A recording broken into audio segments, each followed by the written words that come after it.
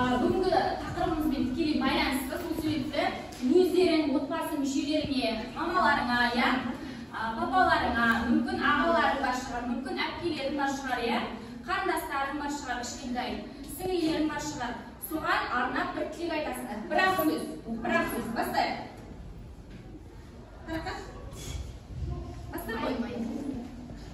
Бастай қой. Қасым. Бір сөз айтамыз. Бақыт тілейсің ба, денсаулық тілейсің ба, не тілейсің отбасыңа? Денсаулық. Бақыт. Мен үлкен бақыт пен денсаулық. Өте жақсы. Денсаулық тілейді екен, жақсы. Барлығымыз денсаулық тілейміз ба? Вообще бөлмесін. Өте жақсы, керемет. Бақыт пен денсаулық тілеймін. Иә. Өте бітпейтін денсаулық пен байлық тілеймін. Байлық пен бақыт. Өте жақсы, асыл, керемет. Байлық. Қуаныш пен денсаулық. Қуаныш дұрыс, денсаулық дейді. Денсаулық. Бақыт пен денсаулық. Сырт киімдердің қандай түрлері бар дейді? Қандай түрлері бар екен? Дұрыс, жемпір, куртка, яғни күртеше, қазақша. Ұлттық киімдерден. Тон, дұрыс, өте жақсы. Шапан, өте жақсы. Тағы қандай киімдер бар? Бөрік, ол бас киімдер. Сырт киім емес. Жақсы. Қасым, келе ғой, мына жақтан. Абайла өте ғой. Киімді қыстыра ғой. Енді, мына екінші топтан сұрайын, қазір қайтып айналып келеміз. Мереке, келе ғой. Жақындай ғой. Мына киімді ала ғой. Сұрағын қара. Ортаға. Оқшау сөздер нешеге бөлінеді дейді. Бізге өткен тақырып, иә? Қандай?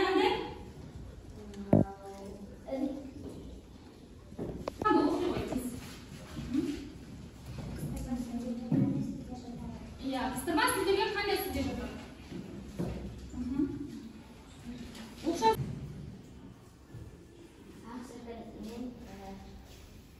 Ашыққа добран керемет ата дейді. Өте жақсы. Іле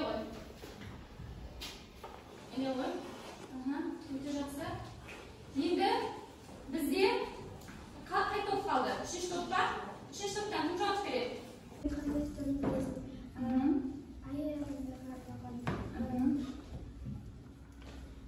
Әйел адамдар қандай бас киім киген? Бөрік, иә. Тағы?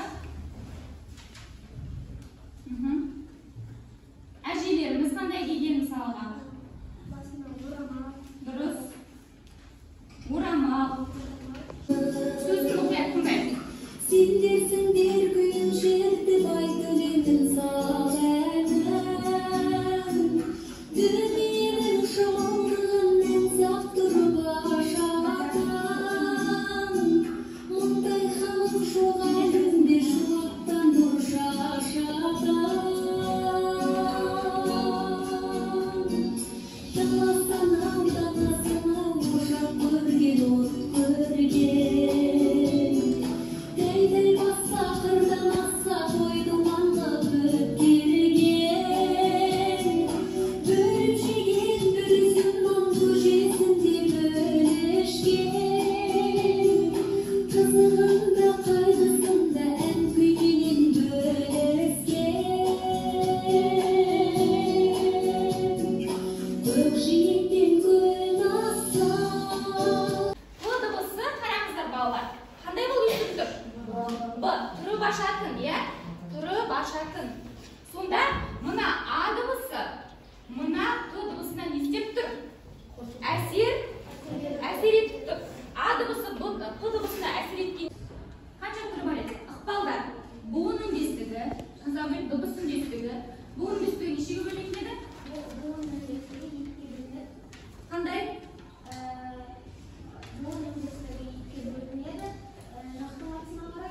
Жоқ. Назар бөлсең қателесіп тұрсың. Бізде буын үндестігі және дыбыс үндестігі бөлінетін еді ғой. Дыбыс үндестігі ол сөздердің дұрыс айтылуымен байланысты. Дыбыс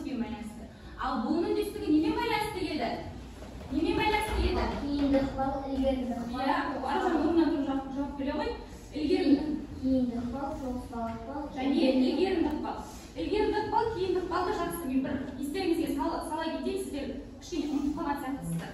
Тұрып ашатын дегенде әлсап тұрып ашатын дейді ғой, иә? Әлсап тұрып ашатын. Қорғайды. Бастан. Екінші, шындық жалған. Түсіндік па шындық жалғанды? Иә. Үшінші, сөзсізбек. Сөзсізбекті шындық па? Топпен бірге жұмыс жасаймыз. Балалар, топпен бірге жұмыс жасаймыз. Қандай сөз шығады? Соны қараңыздар. Иә. Қасында дәмен бар. Ақтан дәмен бар.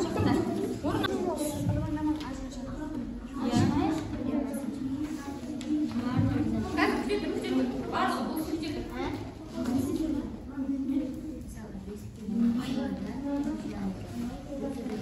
Так, 5 минут уақыт берді.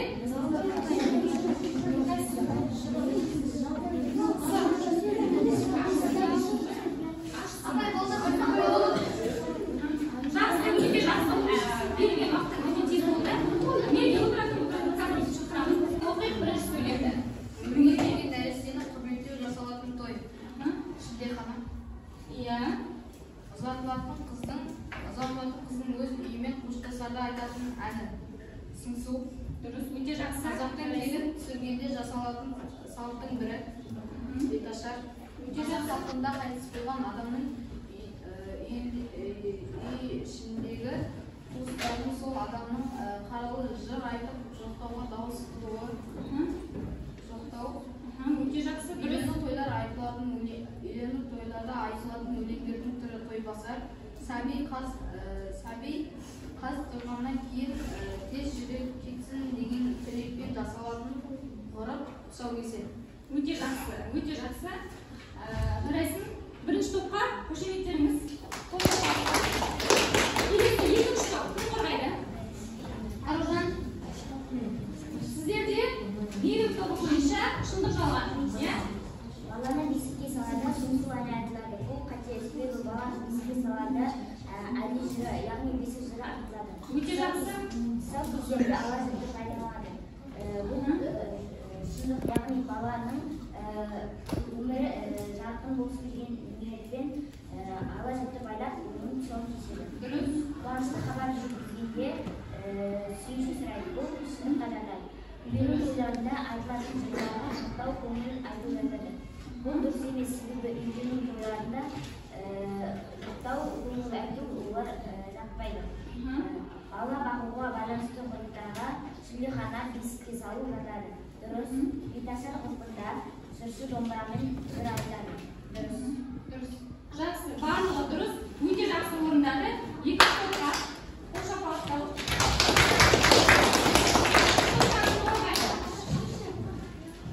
Инабат, айырмадан бері қатысып отыр ғой, басқа Әбдірахман келе ғой.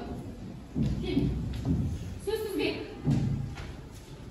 Мына берілген сөздерден қандай сөздер шығу керек еді? Бесік, үзілдік той, тұсаукесер, тойбастар, құда түсу, шілдехана, ана, қыз ұзату, аман айту. Иә. Сосын жоқтау деген таптық па? Иә. Жоқтау деген. Қыз ұзату айттың ба? Иә. Дұрыс. Бесік емес, бесікке салу. Бесікке салу еді. Әбдірахман. Телефонға хабарлама түскендей мен пікірлеріңізді оқитын боламын. Бізде ізеттілік тобынан Алшынбек, Қыдырбай Алшынбек Бесене қатысты, Қасым Бесене қатысты, және Дастан, Жайлыбаев Дастан Бесене қатысты. Екінші топта